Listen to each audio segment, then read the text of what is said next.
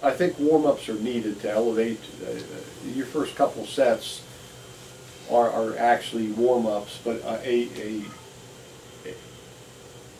a specific warm-up routine, I've been guilty of not doing that. And to myself, I don't know what level a warm-up becomes a workout or a warm-up becomes counterproductive to a good strong workout. I don't want to be tired coming into when I have to lift my heavy weights.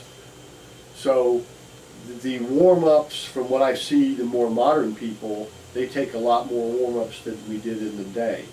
Probably a good idea to get at least your heart rate elevated and maintain stretching before and after heavy bouts of exercise. I think that's pretty wise, and that should be included in your workout. It wasn't done so much in the old days. When you showed up, as I said, you might be in your blue jeans, as I still lift sometimes, or whatever you're wearing, because you're there to lift. You're not there about anything else. But today it's more preparation. I see guys mixing pre and post drinks, training drinks. They're having specific types of weightlifting equipment, belts, shirts, all these different wraps, which is good.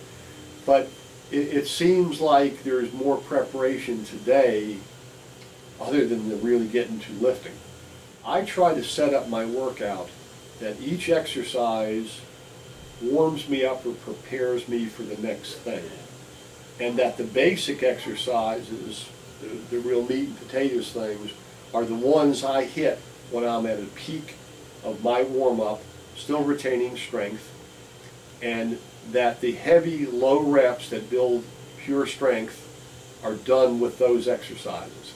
Then, instead of continuing that exercise and repping out during it, then I go to my auxiliary things to do my extra training.